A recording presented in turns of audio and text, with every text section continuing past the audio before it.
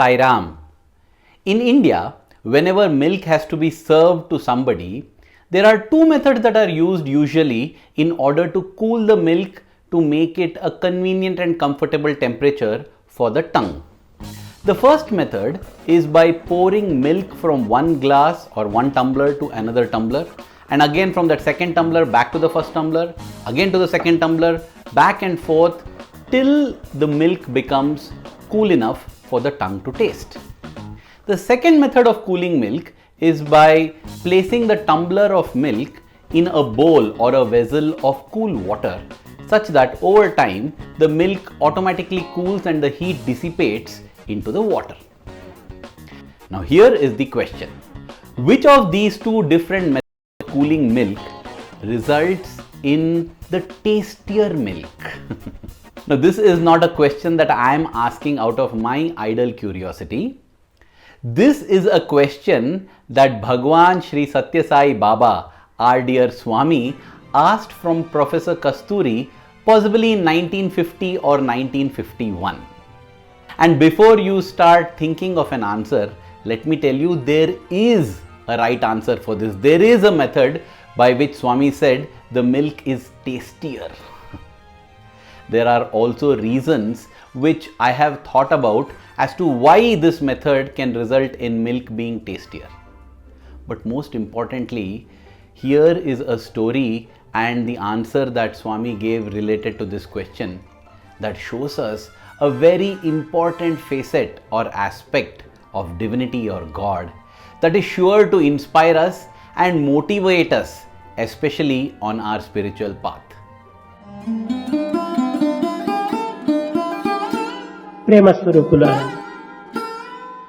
On the Vijayadashmi day that comes as a grand conclusion to the Dasara festival in the October of 1950, Bhagawan Shri Sathya Sai Baba performed the wedding of Professor Kasturi's daughter, Mrs. Padmini, or Padmamma as she is known today. Now, how this whole wedding came about itself is a fantastic and beautiful story. Swami played a pivotal role in match fixing, as we can call it, in fixing the groom for the marriage and ensuring that everything happens as per the wishes and desires of Professor Kasturi. In fact, it was this whole episode that brought Professor Kasturi to the lotus feet of Swami. It's a very beautiful, heart-touching and humorous episode that has been captured at this link above. The link will also be found at the end of the description section of this video, so you can have a look at it later. Or you can visit that first and then come back to this story so that you can get it in the chronological flow. But the fact of the matter is, it was such a heart-touching episode for Professor Kasturi that he became a devotee of Swami, not just him, his entire family, especially his mother. His mother, who was Mrs. Janakamma, she began to observe rituals and prayers and different things for Swami when she returned back to Bangalore. They stayed at a place on the 12th Street in Wilson Garden area in Bangalore, and over there, as all of us do, once we become devotees of Bhagawan Shri Sathya Sai Baba, we have a shrine or an altar where we have Swami's picture, and then we start doing bhajans. We also start offering food at the altar for Swami, keep it as Naivedyam, and then we partake it as Prasadam. All these started at Professor Kasturi's home as well. In fact, Professor Kasturi's mother would daily place a glass of milk for Swami. And many days, they saw that the level of the milk used to be going down. And they wondered how was this happening. There was no cat at home that would drink the milk. And it's not possible that so much milk evaporates. If it evaporates, why it's evaporating only on some days and not on other days? It was a mystery, but they were happy with this because some devotees told them that this is Swami partaking food at their home. So this was the setting when on one occasion Professor Kasturi was at Puttaparthi. Whenever he would get a chance, he would go to see Swami and have darshan.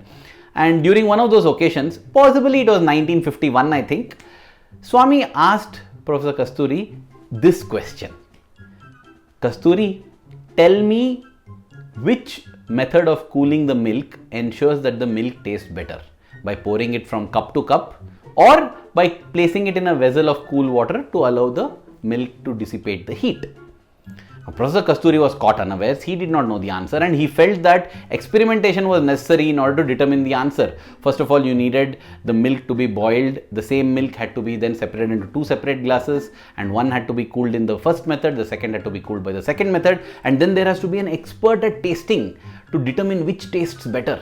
Now, all this had not been done. He was wondering what to answer Swami. Swami himself told Professor Kasturi then, Kasturi, don't break your head about this. Just ask your mother and then tell her that what she is doing is the wrong method. This is what Swami told Professor Kasturi. After that visit, when Professor Kasturi returned back to Bangalore, his wife and his mother both were eager to know what happened in Puttaparthi, what did Swami say. So Professor Kasturi filled them in with all the details, not forgetting the most important one, which is the method of cooling the milk. And even as he narrated this, he could see tears streaming down the eyes, down the cheeks of his mother. She said, you know, every day I offer this milk to Swami after cooling it, but the method I use for cooling is by placing it in a vessel filled with cool water.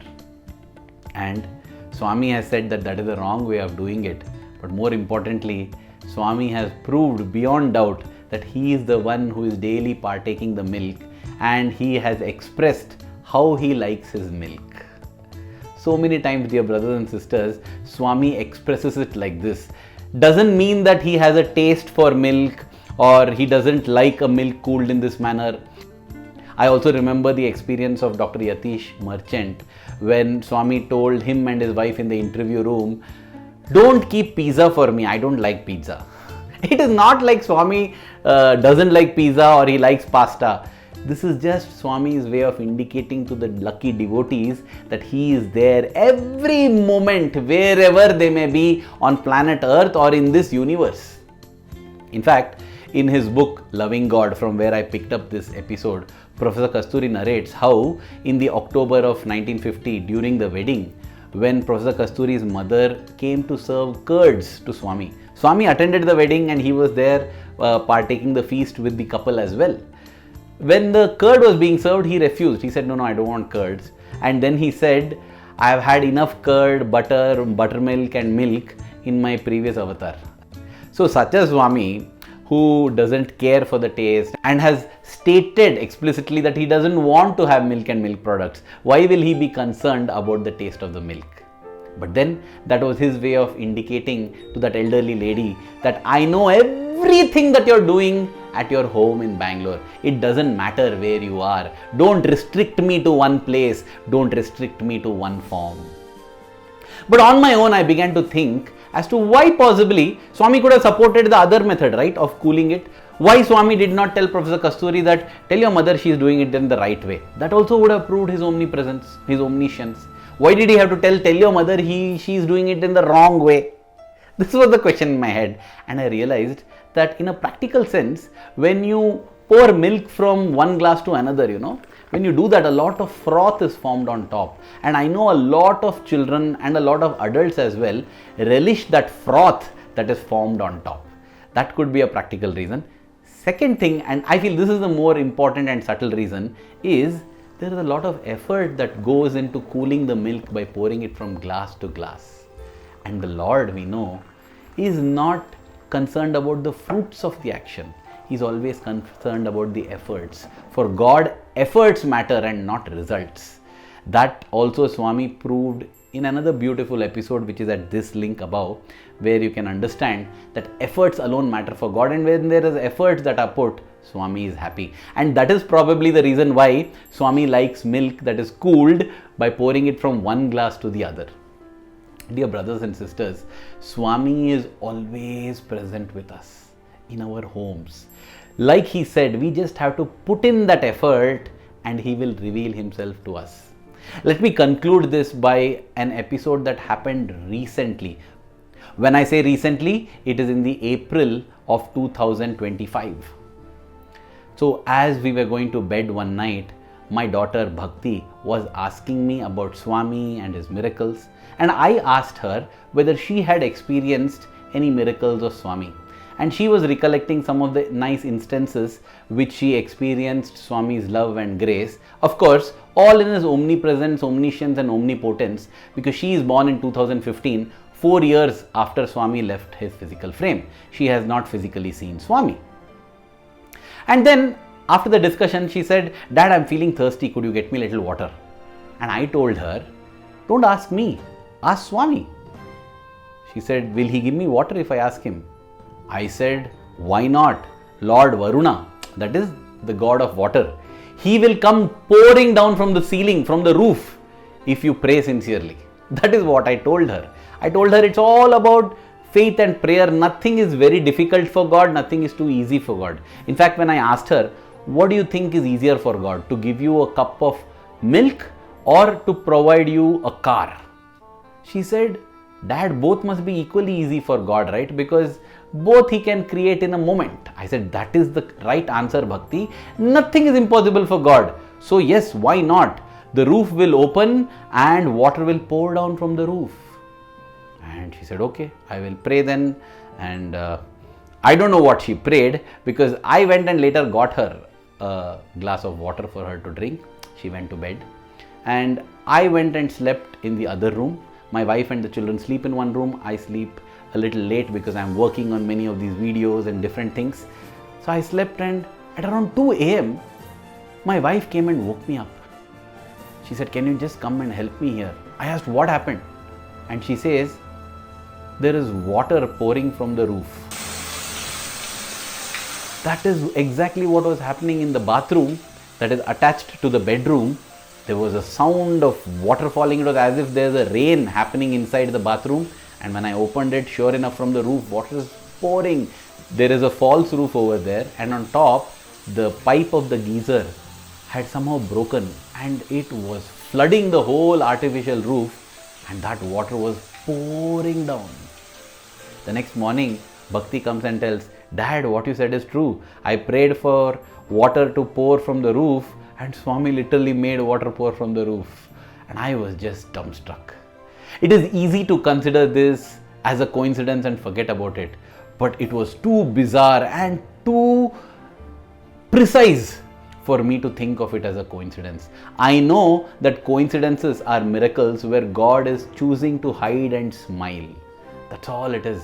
And this is not the first time it's happening to me. I had a beautiful experience with an auto rickshaw driver in Bangalore. That is another separate story which you can see at this link above. The point I am trying to make is that God is always around us, within us, above us, below us, with us.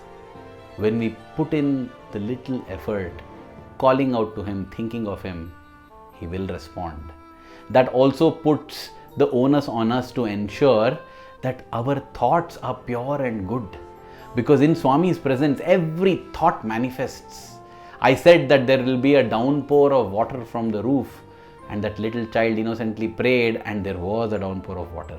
Why not fill the home with thoughts of divinity, of sweetness, of goodness, of nobility, of Satya, Dharma, Shanti, Prema and Ahimsa, so that all of them fill our life in abundance. Dear Swami, may the love that we have for you in our hearts keep growing stronger every passing moment. Thank you. Jai Sai Ram.